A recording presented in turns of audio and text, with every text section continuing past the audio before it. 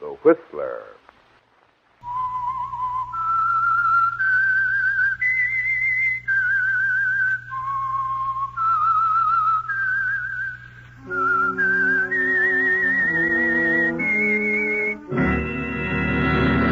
I am the Whistler, and I know many things, for I walk by night.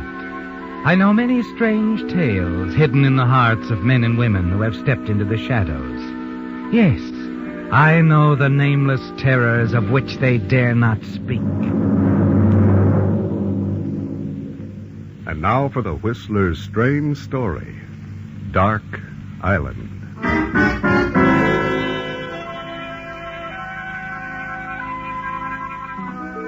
Dark Island was a fitting background for the grim scene just offshore. The waves on the beach all but drowned the staccato reports of gunfire. But the man crouched low in the tiny sailboat could see the stabbing bursts of flame with each shot, hear the bullets sting into the water around him. Yes, it was a very fitting background, because the tiny island had once been the sole property of an underworld boss named Sid Stauffer. The huge old mansion he'd built was still standing. It had been a mute witness to many a shooting fray in years past. Now it was a hotel, a focal point of the little artist colony that had sprung up on Dark Island, a gay bohemian group, too preoccupied with their own activities to be aware of the excitement taking place in the nearby cove. But the man in the boat, Ernie Regan, was more than aware. Yes, Ernie, you maneuver the boat frantically, fighting your way toward shore. And then abruptly, the firing ceases, doesn't it?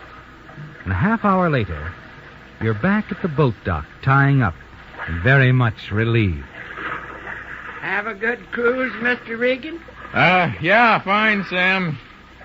Give me a hand with this stern line, will you? Sure. Toss her over. Yeah. Got it. Thanks, Sam. Well, she's made fast. Mrs. Tenner was down to the dock looking for you. Oh? She's having a party there at her place. Wants you to stop in and meet some folks. Oh. All right, thanks, Sam. I'll do just that. Good night. Night, Mr. Regan.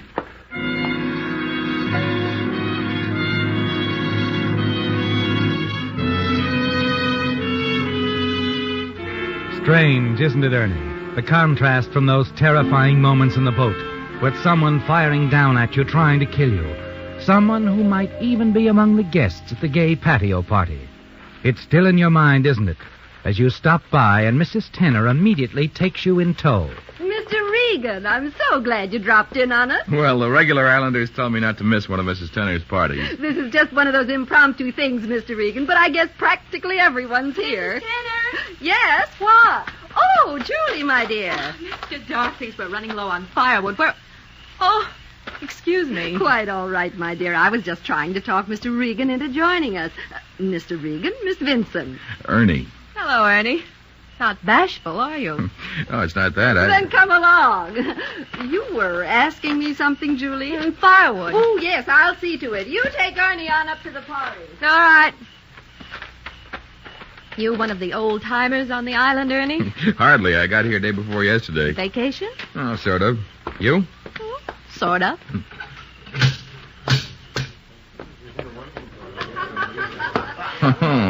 Mrs. Steve wasn't kidding. Practically everybody is here. They're all a lot of fun. You probably know most of them. A few. Hello, Regan. Hi, Summers. Having fun? I was until Ames showed up. Ames? Yeah, over there, the one with the built-in snare. Oh. He writes, doesn't he? Trash, strictly trash. Well, need another drink. Excuse me. Doesn't seem to care much for our Mr. Ames, does he? Not many do, I understand. Ames isn't the friendly type. He resents newcomers to the island. Oh, I better watch my step. I wouldn't worry about it.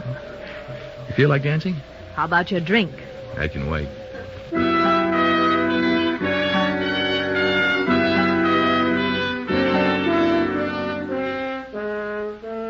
The incident at the cliffs isn't forgotten, is it, Ernie? But Julie helps to take your mind off it occasionally.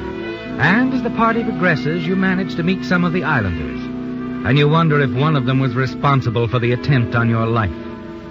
Later, you find yourself in a small group seated near the fire. Julie, Mrs. Tenner, Summers, and Winston Ames.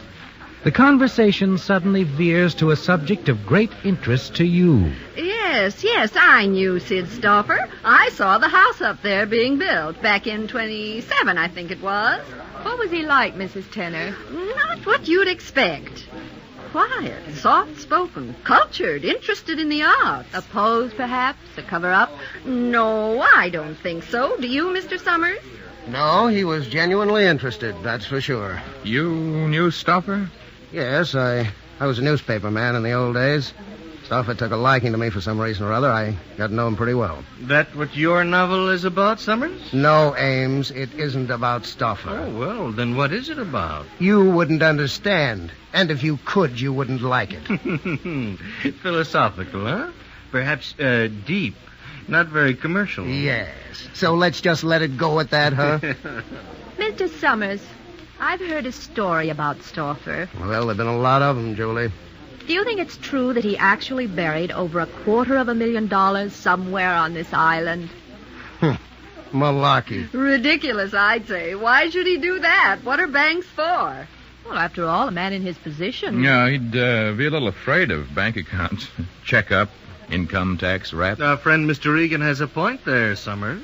No, the story that there's $250,000 buried on this island is bunk. Just bunk.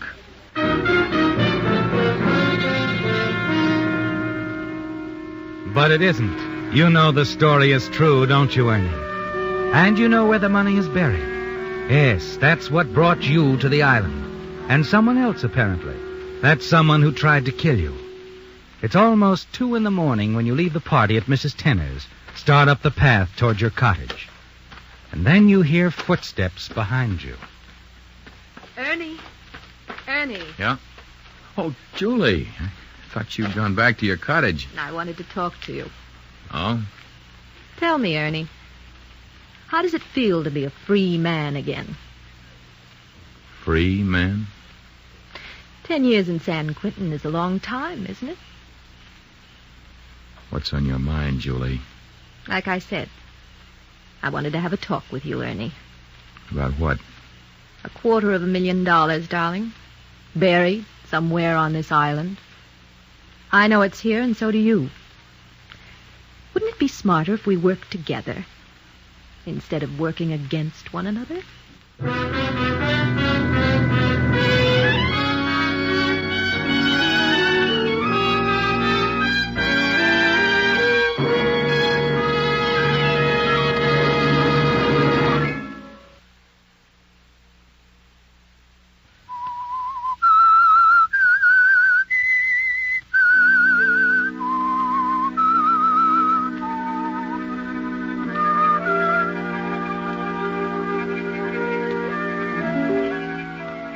$250,000, Ernie. Yes, that's what brought you to Stauffer's Island, because you knew it was buried here. And now you learn that the attractive Julie Vinson is well aware of that fact, too.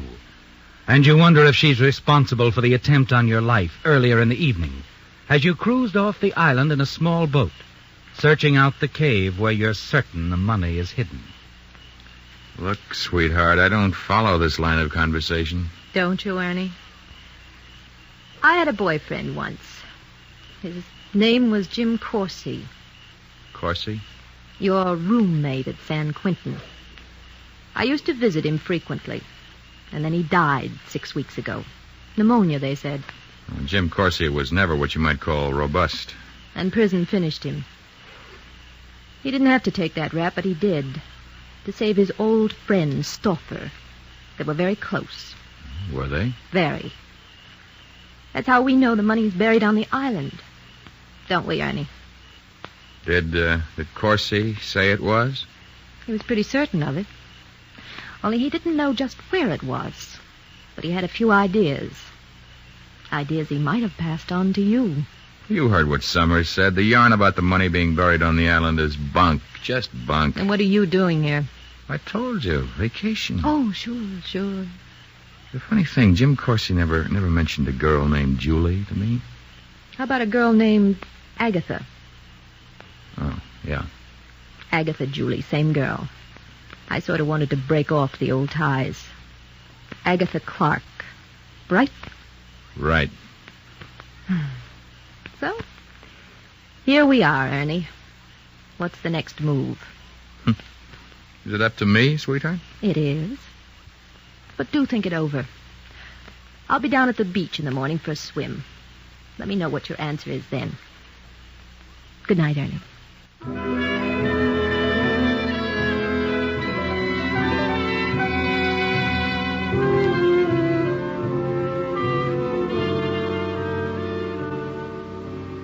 There it is, Ernie, the cards on the table. Julie Vincent suggesting a partnership, a 50-50 split of the money.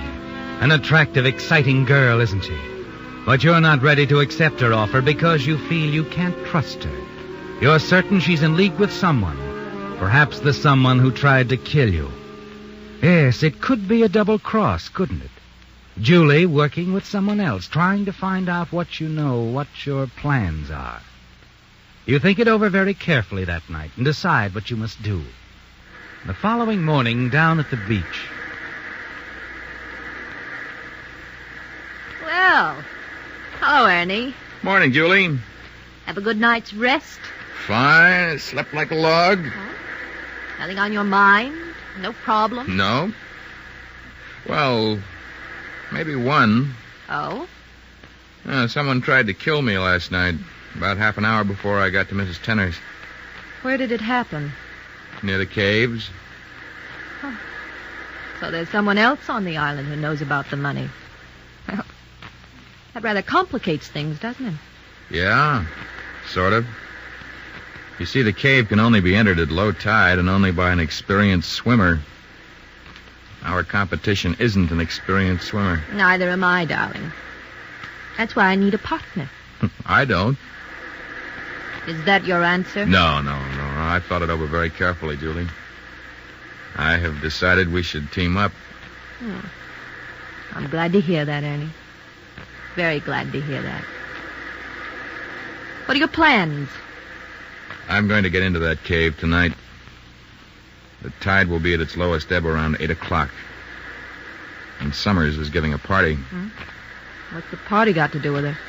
I've got a hunch our competition is going to be there. And that's where you come in. What am I supposed to do? Create a little diversion. You pull a feint. Faint? Me? Oh, really? It all happens a few minutes before 8 o'clock. It'll give me a chance to slip away unnoticed.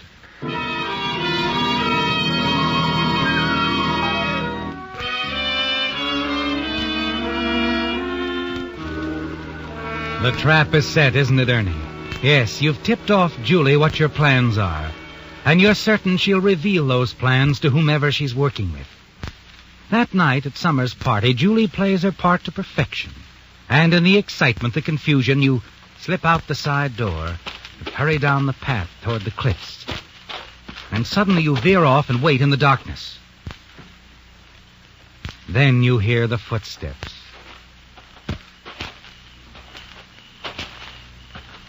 Hello, Ames. Oh. Mr. Regan. Seeking inspiration? Well, no, the party got frightfully dull. I thought I'd go for a walk. Cigarette? Yeah. Oh. Don't pitch my head, Ames. Let go. Sure. Let go as soon as I get this. Just. That's better. Well, 38, huh? Didn't know novelists went around carrying 38s. Seems I've been double-crossed, doesn't it? Well, never trust a woman, Regan. You mean Julie? Of course. I've made a few mistakes in my lifetime, Regan, but the biggest I ever made was trusting Julie. And she'll double-cross you, too. She will, I tell you. So look, Regan, why don't we play it smart? Meaning? We split the money 50-50. Leave Julie out of it. I intend to leave her out of it, Ames. Oh, good. And you, too. Now, wait a minute. Regan, you wouldn't kill me in cold blood. How about those pot shots you took at me while I was out in that boat? No. Sorry, no, Ames. Wait.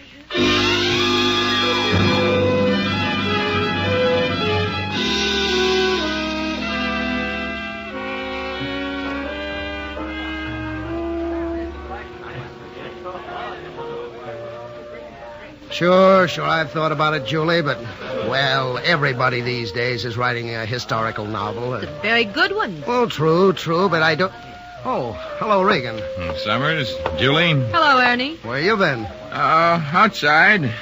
Jellicoe collared me. He can really beat an eardrum off that boy. Oh, you're telling me. Oh, here, you can't stand around with a half-empty glass in your hand. Let me give you a refill. Oh. How about you, Julie? Oh, no, this is fine. Okay, I'll be right back. Well, you were gone a long time, darling. Did you? No, What happened? I was followed. Followed? Did you see who it was? Nope, didn't see anyone, as a matter of fact. Just had a feeling someone was tailing me. I decided to shelve my little plan. That was smart, Ernie. Can't take any chances. I'll try again tomorrow night. As soon as I get the money, we'll take off. We'll leave the island. I've always wanted to go to South America. Rio's a nice place, so they tell me. $250,000, darling. And just the two of us. You're not sorry we teamed up, are you? I'm not sorry at all, sweetheart. What time are you going to the cave tomorrow night? And what can I do to help? Around 8. You can rent a boat. Wait offshore. All right. We'll talk more about it in the morning, huh? Right now, feel like dancing. If you don't mind, Ernie, I think I'd better go back to my cottage. I've quite a headache. Excitement. Nervousness, I guess. Sure, Julie, sure.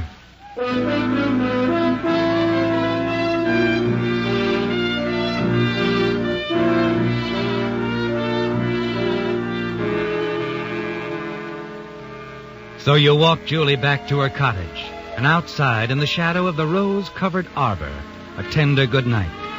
Yes. And as you hold Julie close in your arms, you wish things could be different, don't you, Ernie? As she kisses you, you want to believe she means it, but you can't. Because you're certain she's just playing a part, that she's been working with Ames, that it was she who tipped off Ames to follow you from the party, that she's only interested in the money and will do anything to get it. You want to tell her Ames is dead, his body now washed out to sea. You wish she'd confess she'd been working with Ames. Julie. Yes, darling. You know, when you call me darling, I almost believe you mean it. But you're not sure?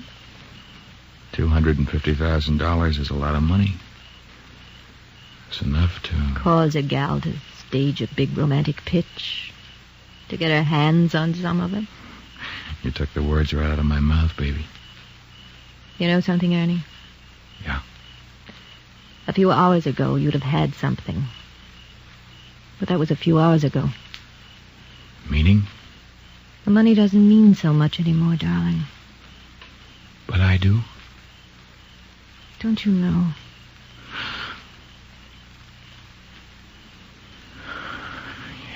Yeah, I guess I do. Anything else you want to say, honey? There isn't anything else, darling. At least for now.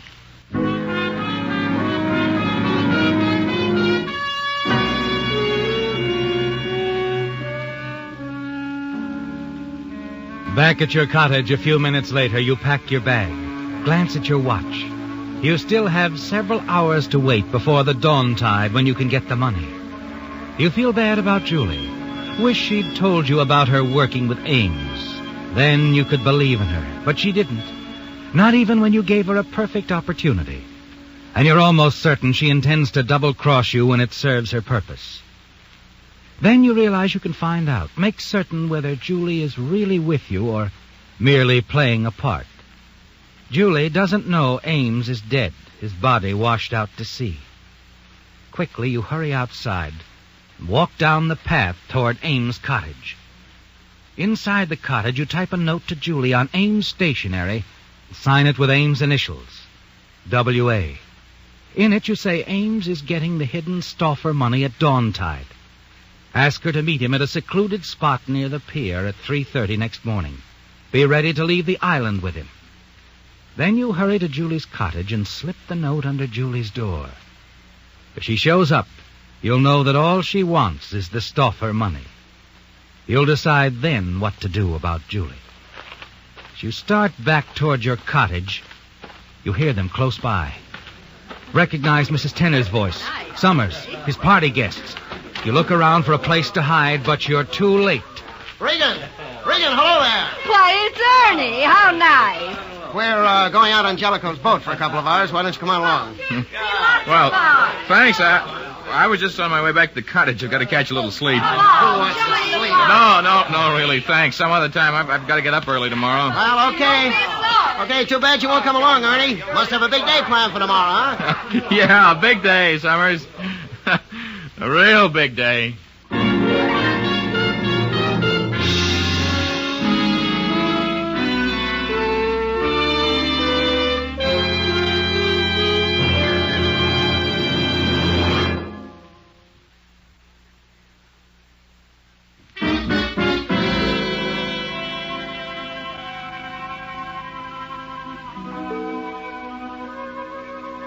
Stauffer's Island, usually quiet and peaceful, not at all a reflection of its early days as a gangster's hideaway, was now vibrant and alive with excitement. Its present-day residents clogged together, babbling nervously, wondering, talking in hushed tones about the boats arriving one after another from the mainland. Police boats, newspaper boats, boats filled with the plain curious. Why? Because a killing had occurred. A killer had been apprehended, and further, a confession was forthcoming. And it was all over. Only a few pertinent details to be cleaned up for the police and the press. Oh, come on, Sheriff. I need a good story. Come on, give me the lowdown. Why was this guy murdered? Well, it was a case of mistaken identity, and I got that straight from the killer. You mean this guy that was killed? The murderer thought he was somebody else, a guy named Winston Ames. Huh, lucky break for Ames. Well, maybe, but maybe not. Ames is still missing. Nobody's seen him since yesterday. Yeah, but the motive, Sheriff. The motive was Stauffer's money. Now, you boys know the story about $250,000 that Stauffer was supposed to have hidden here. Oh, yeah. Well, according to the confession, this guy Ames got a tip from somebody as to where the money was hidden. He and his girlfriend, Julie Vinson, came here to get it. But apparently that tip was a phony. Oh, there's been a million phony tips about that, though. Well, a little later on, this guy Regan showed up. Now I'm beginning to get the picture. And Julie Vinson made a play for Regan to see if she could learn anything. But then she fell for Regan in a big way and decided to double-cross Ames. And rub him out besides, huh? Oh, no. Her original idea was just to skip with Regan. Then last night she got a note, apparently written by Ames, telling her Ames was picking up the money early this morning and asking her to meet him and skip with him. Well, how come she shot Regan? Well, it was still pitch dark at 3:30 this morning, of course. And when Regan showed up at the same time and the same place that the note said Ames would be, Julie Vinson naturally figured Regan was Ames and let him have it.